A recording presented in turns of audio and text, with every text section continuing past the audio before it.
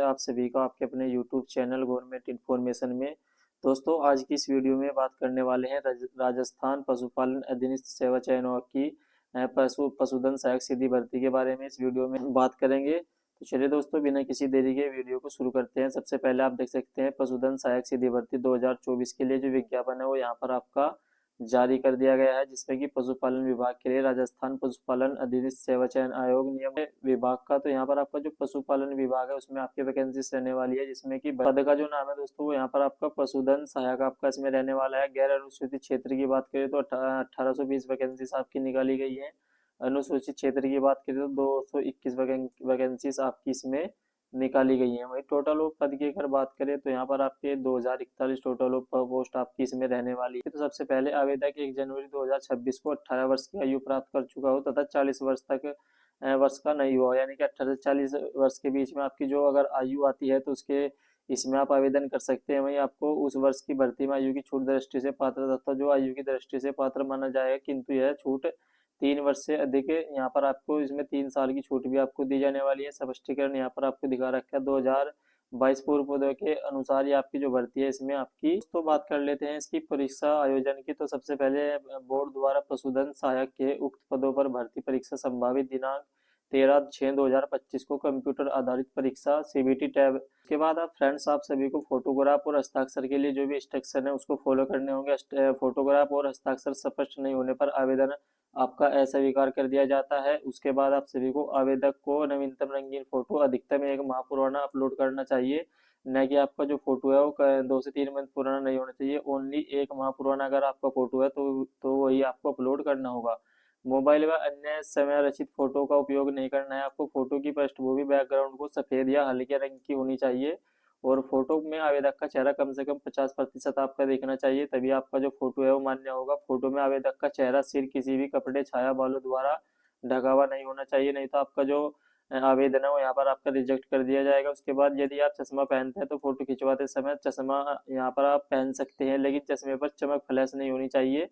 उसके बाद आवेदक की फोटो में काला या धूप का चश्मा नहीं होना चाहिए और उसके बाद आपको फोटो जेपीजी फॉर्मेट में आपको अपलोड करना होगा, जिसका जो साइज है वो 3.5 सेंटीमीटर इंटू 4.5 सेंटीमीटर आपको इसमें रिसाइज करके ही आपको अपलोड करना होगा। और फोटो जेपीजी पिक्सल में न्यूनतम 240 से 320 पिक्सल का आपका फोटो होना चाहिए और अधिकतम 480 से 640 पिक्सल का आपका जो फोटो है वो इसमें अपलोड कर सकते हैं। उसके बाद फाइल का आकार 50 से 100 केबी के बीच में आपको जेपीजी फॉर्मेट में अपना जो फोटो है उसको अपलोड करना है। उसके बाद स्कैन की गई फोटो का आकार 100 केबी से ज़्यादा नहीं होना चाहिए। उसके बाद इसमें परीक्षा के समय प्रवेश पत्र उपस्थिति पत्र पर लगी फोटोज आवेदक से मेल खानी चाहिए तथा उम्मीदवार अयोग्य ठहराया जा सकता है। तो यानी कि जब आप इसमें एग्जाम देने जाएंगे तो आपका जो फोटो आपने उस टाइम पर अपलोड किया था, जब आपने एग्जाम जो अपना आवेदन किया था, तो आपको वही फोटो वहां पर भी इसमें मैच होना चाहिए, नहीं तो आपका जो उसमें आपको प्रॉब्लम हो सकती है।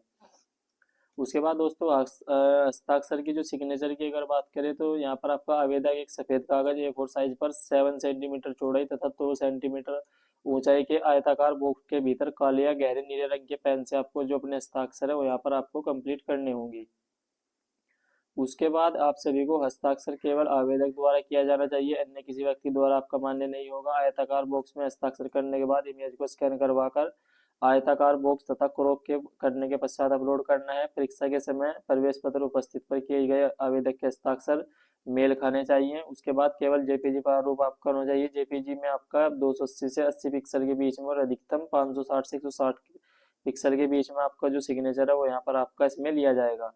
वहीं दोस्तों फाइल का जो आकार है 20 से 50 केबी के बीच में होना चाहिए। 50 केबी से ज्यादा आपको इसमें जो सिग्नेचर अपना अपलोड नहीं। दोस्तों इसमें बात कर लेते हैं एग्जामिनेशन की, जो इसका सिलेबस रहने वाला है पशुधन सहायक के लिए परीक्षा की स्कीम जो आपकी रखी गई है, जिसमें भाग ए में आपसे राजस्थान का इतिहास, कला और संस्कृति, साहित्य परंपरा और विरासत, राजस्थान का भूगोल, राजस्थान पर विशेष बल के साथ भारतीय राजनीति व्यवस्था, राजस्थान की अर्थव्यवस्था, दैनिक विज्ञान, एवरीडे साइंस, कंप्यूटर का सामान्य ज्ञान और सब समय की घटनाएं यहाँ पर आपसे पूछी जाएंगी, जिसमें कि जो प्रश्नों की जो संख्या है वो 50 रहने वाली है। और वहीं आपकी वेटरनरी जो साइंस होता है तो इससे यहाँ पर आपकी 100 क्वेश्चन आपसे पूछे जाएंगे। टोटल ऑफ क्वेश्चन की अगर बात करें तो 150 अंक यहाँ पर आपके इसमें रहने वाले और तीन तीन आवर्स का आपको जो 3 घंटे का समय इसमें मिलेगा। दोस्तों इसमें निगेटिव मार्किंग भी आपकी रहने वाली है। पर्सन के गलत उत्तर देने पर आपको पूर्णांक का 1/3 1/3 की जो आपकी निगेटिव मार्किंग है वो यहाँ पर आपकी रहने वाली है। उसके बाद पाठ्यक्रम सिलेबस भाग ए की अगर बात करें, राजस्थान का इतिहास, कला, संस्कृति से संबंधित जैसे कि प्राचीन सभ्यताएं, कालीबंगा, हाट, गणेश्वर, बालाथल और बैराट, राजस्थान के इतिहास की महत्वपूर्ण ऐतिहासिक घटनाएं और स्थापत्य कला की प्रमुख विशेषताएं, किले एवं स्मारक कलाएं, और उसके बाद राजस्थान में स्वतंत्रता आंदोलन और राजस्थान का एकीकरण, इससे संबंधित आपसे जो भी क्वेश्चन है इसमें आपसे पूछे जाएंगे। वही लोक भाषाएं, लोकतिया, लोक संगीत, लोक नृत्य और आपके संत, कवि, योद्धा, लोक देवता और लोक देविया, मेले एवं त्योहार, रीति रिवाज, वेशभूषा तथा आभूषण, इससे आपके जो क्वेश्चन है इसमें पूछे जाने वाले हैं। राजस्थान का भूगोल और राजस्थान पर विशेष बल के लिए आपसे जो संविधान है, भारतीय संविधान की प्रकृति, मौलिक अधिकार, राज्य के नीति निर्देश तथा मौलिक कर्तव्य, तो इससे जो भी आपके क्वेश्चन है वो यहाँ पर आपके बनने वाले हैं। वहीं आपके राजस्थान की अर्थव्यवस्था, दैनिक विज्ञान, एवरीडे साइंस से आपके जो भी क्वेश्चन है इसमें यहाँ पर आपके बाद आपको इसमें कंप्यूटर का जो भी सामान्य ज्ञान है वो भी यहाँ से आपसे पूछा जाएगा। कंप्यूटर ऑर्गेनाइजेशन इंक्लूडिंग रैम, रोम, फाइल सिस्टम, इनपुट आउटपुट से संबंधित आपसे प्रश्न पूछे जाएंगे। इसका जो भी आपको ज्ञान है वो यहाँ पर इसमें होना चाहिए। और समसामयिक घटना जैसे राजस्थान, भारतीय एवं अंतर्राष्ट्रीय महत्वपूर्ण समसामयिक घटना, इसमें बी की अगर बात करें तो विषय विवरण में वेटरनरी से संबंधित जो आपसे प्रश्न पूछे जाएंगे। देखिए इसमें आप देख सकते हैं anatomy, physiology and bio chemistry से आपसे प्रश्न पूछे जाएंगे। और animal husbandry, examination, Indo veterinary medicine से, सर्जरी से, और यहाँ पर आपके न्यूट्रिशन से, मैनेजमेंट से। तो इस तरीके से ही आपके जो भी इसमें आपका पूरा जो सिलेबस है वो मैंने आपको बता दिया। इस तरीके की आपका जो एग्जामिनेशन है वो यहाँ पर आपका होने वाला है। तो आशा करता हूँ इससे रिलेटेड जो भी इन्फॉर्मेशन है मैंने आपको सभी वो दे दिया। अगर आपको फिर भी लगता है कोई इसमें आपको कुछ इससे रिलेटेड क्वेश्चन हो तो आप मुझे कमेंट कर, चलिए मिलते हैं नेक्स्ट वीडियो में।